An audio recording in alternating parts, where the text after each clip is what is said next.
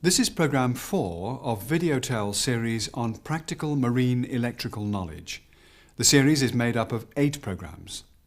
Programme 4 deals with 3-phase cage induction motors, showing the testing of each electrical component for continuity, between-phase faults and insulation resistance testing. Then we show how to dry out a motor which has been drenched in water. This is followed by single-phase motors and motor starters used on board ship. We discuss direct online starters, star-delta starters and auto-transformer starters. There are many system variations around, so it's most important that you become familiar with the components of the electrical system and the layout of the main switchboard immediately you join a ship. Pay particular attention to the layout of the emergency switchboard. This study will pay dividends during a blackout or when troubleshooting the cause of a major breakdown. Now, we must emphasize electrical safety. The golden rule is, before any work is done on an electrical installation, first isolate the circuit by removing the supply fuses or locking the circuit breaker in the open position so that the circuit cannot be energized accidentally. Then post a warning sign to alert others that the circuit is being worked on. Then prove the circuit dead with a voltmeter or an approved line tester. A switchboard can never be considered dead unless all AC generators connected to it are stopped, locked off, and all other supplies are disconnected. These points can never be emphasized strongly enough. The most commonly used electric motors on board ships are the 3-phase squirrel-cage rotor induction types with star or delta connected stator windings.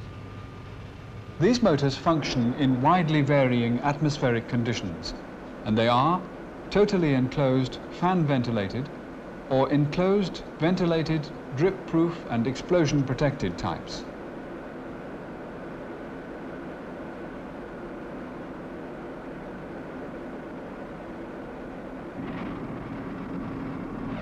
On deck machinery, they may be in a watertight enclosure.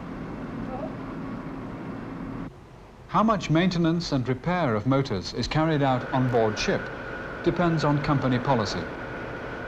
The most modern approach to maintenance relies increasingly on vibration monitoring and insulation resistance trends to determine maintenance schedules. Developing troubles are detected and remedied in time, without a motor having to be withdrawn regularly from service, as in the case of planned maintenance schedules. In addition to this, you will need to test for faults or check a motor when it's returned from shore repair. In this program, we shall demonstrate a comprehensive set of test techniques which will cover most fault-finding procedures, whatever your diagnosis of a problem may be. Some of the more common faults are overheating, failing to start, or running at low speed, an earth fault, between phase faults, and a single phasing fault. First, check that the motor shaft is free to move. Then test the terminals for being dead, even though you've isolated the supply. The test must be done between phases as well as between phases and earth. If motor heaters are fitted, isolate and test these also. Then disconnect the feeder cables so that they may be tested for continuity and insulation faults between them and between each to earth. The meter is checked first. Then the test is made. You will notice that here the starter is near the motor and the ends of each feeder cable are within easy reach. If this was not the case, then first the cables would have to be tested for insulation resistance between phases to eliminate the possibility of a short circuit fault. Then one end of all 3 cables connected together would allow the testing of all 3 cables for continuity at the other ends.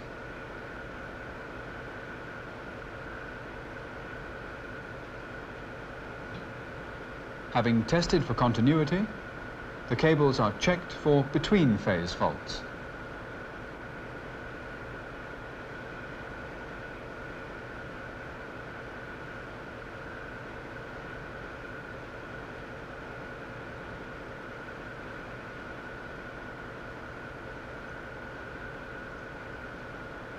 Next, the terminal box. Each phase winding can be separately tested for between-phase faults as well as earth faults. Here, the meter reading is high, indicating a healthy insulation condition. A low reading would have indicated a faulty condition, requiring further investigation. In that case, you establish the flexible connections for each phase winding to the terminal block, after which they're marked for reference and taped together, having first been separated from the terminal block.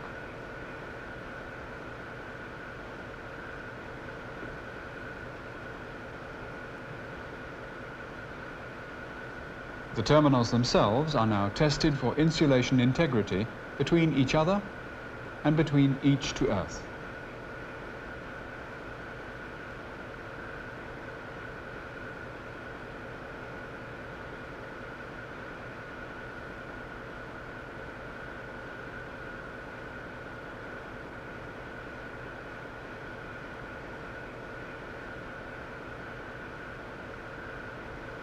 Each time you test a part of the circuit to earth, check the insulation resistance tester first, with the probes together. Find 2 good earth points.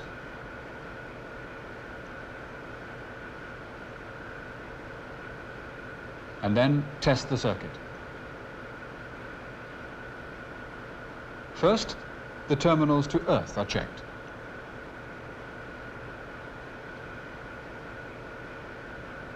The phase windings have been separated electrically from all other parts of the motor.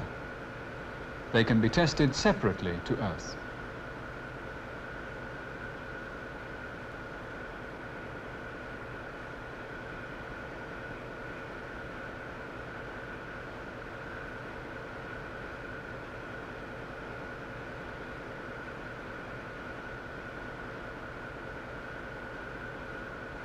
We've now tested each and every separate electrical component in the circuit on the load side of the starter.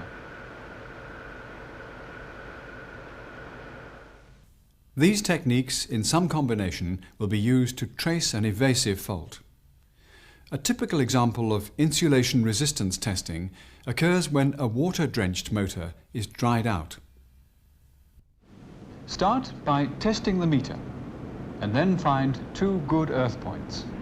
Now each phase is tested to earth. You can see that the reading indicates very low insulation. The motor needs to be dried out.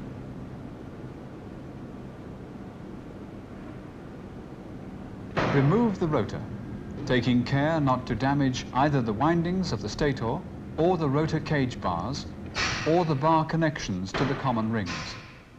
By the way, the bearings will need to be checked, cleaned and repacked with grease or replaced altogether.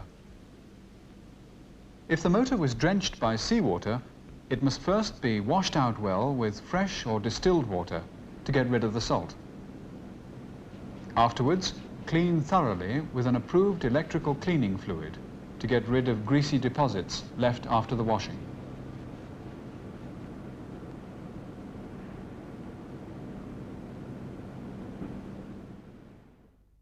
Check that the welding set is off and connect the stator windings in star according to the appropriate sketch, shown here. The windings can now be dried out by current injection from the welding set.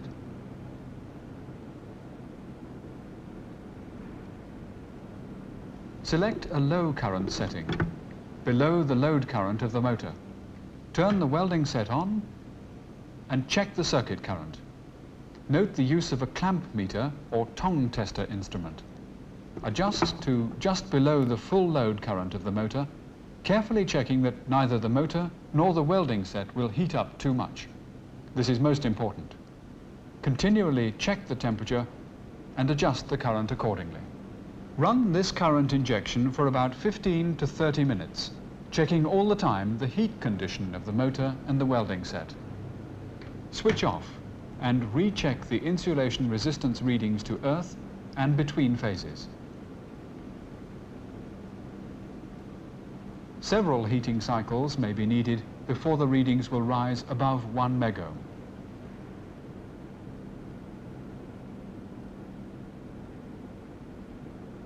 Incidentally, whenever a motor is returned to service, always check the direction of rotation before coupling to the load. If the direction is not as required, interchange any two supply lines at the motor terminal box. This will change the direction of rotation of any three-phase motor.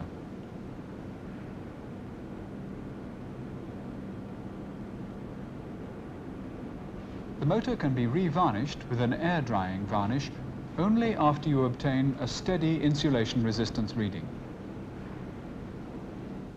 If you varnish too early, you may permanently seal moisture in the windings.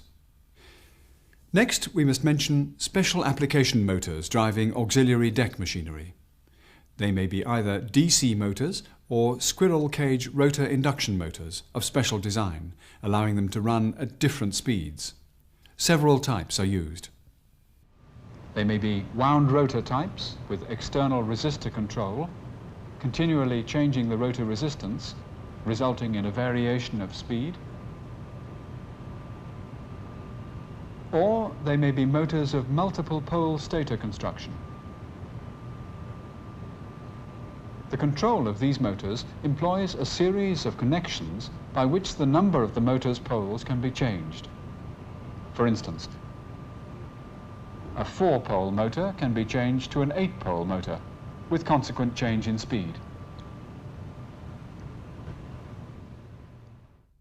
Where fine control of motor speed, or inching, is needed, a variable voltage Ward-Leonard control is used. This will give fine control of the speed of the motor in both directions. Now, single-phase motors.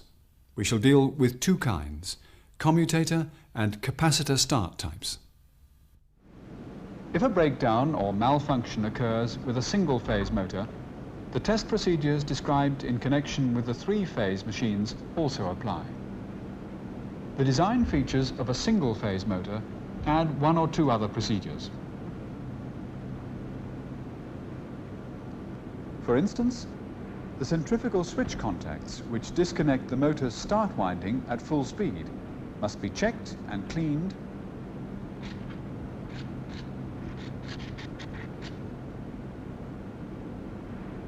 and the switch mechanism checked for easy movement.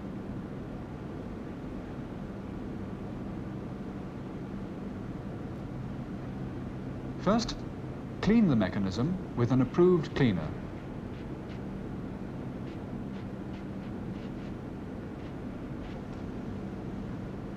Then apply lubricant sparingly and wipe off surplus oil.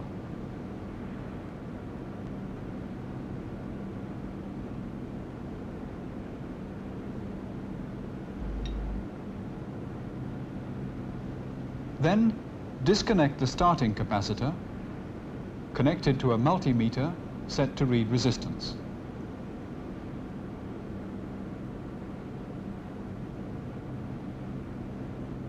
A gradual charging of the capacitor will occur if it's in good order.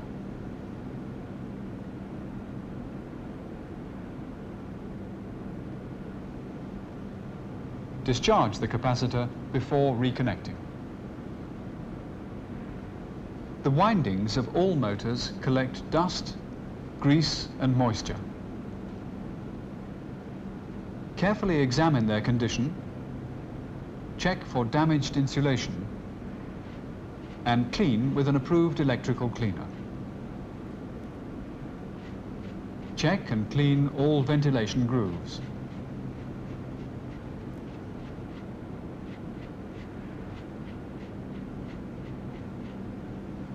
On a capacitor starting motor, if the direction of rotation is wrong, for instance after an overhaul, just change over the leads to the start winding, which are connected to the capacitor and the centrifugal switch. If a commutator motor is used, its commutator must be kept clean, free from carbon dust, oil and grease. Lightly clean off any carbon deposits.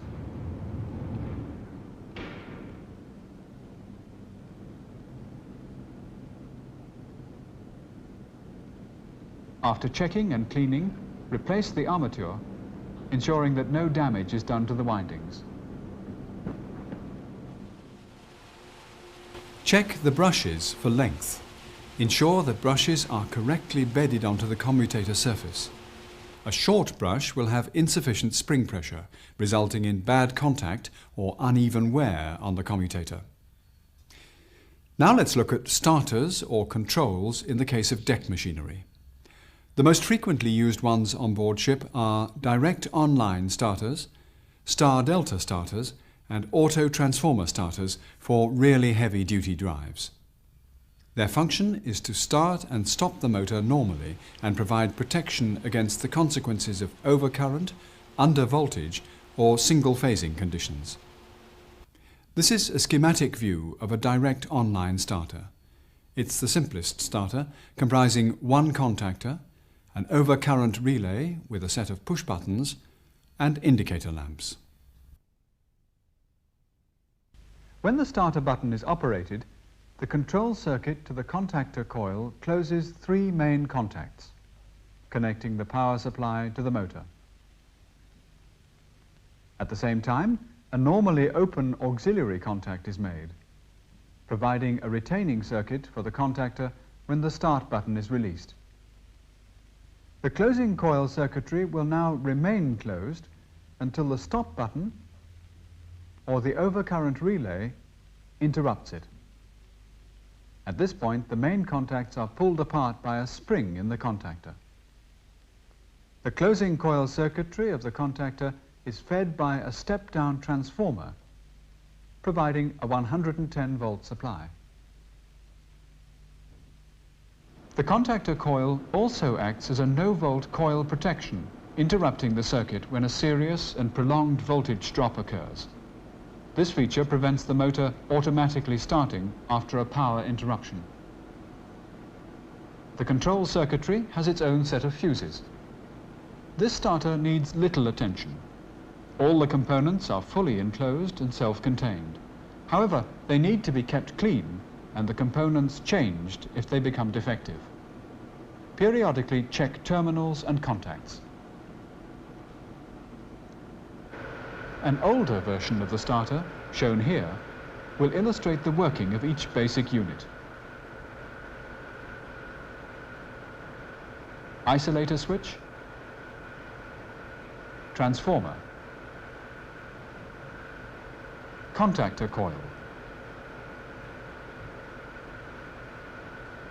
auxiliary contacts, main contacts,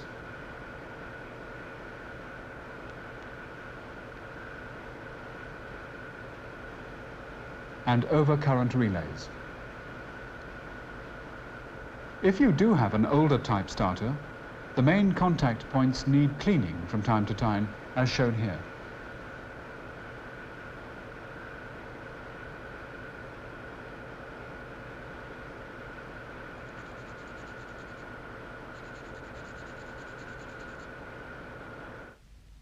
This drawing shows the contactor circuitry for a star-delta starter.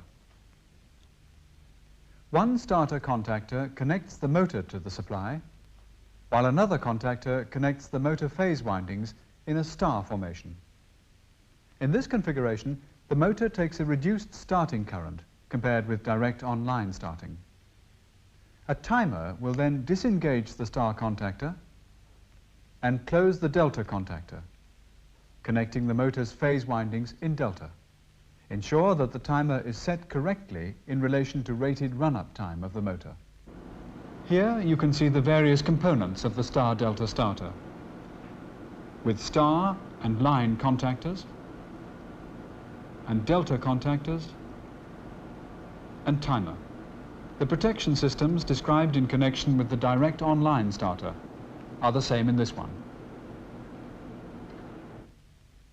Another way to reduce the initial starting current is utilized by an auto-transformer starter, where the supply transformer is tapped to give a reduced starting voltage. Tappings of 50%, 60%, and 70% are typical. Again, a timer will cause the motor to be connected to full line voltage after the motor has run up to speed.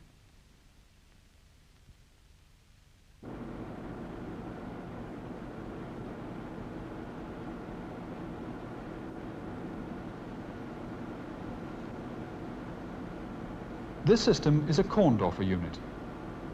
After the motor has reached full speed, a timer switches the motor to direct online before the tapping contactor is released, avoiding a surge current which arises otherwise during changeover. Again, the control and protection circuitry is the same as described earlier. The controls for variable speed motors function differently in that while connecting the supply to the motor, they alter either the resistance of the rotor winding or the number of stator poles. The control unit of the multi-pole motor has several extra contact linkages which are switched in and out very frequently as the motor is switched on and off and from low speed to high speed. These contacts must be checked and cleaned frequently. Any badly burned contactors must be replaced. The Ward-Leonard control unit switches DC current in both directions as it controls the speed of the motor. Deck machines invariably include electromagnetic brakes, seen here being serviced.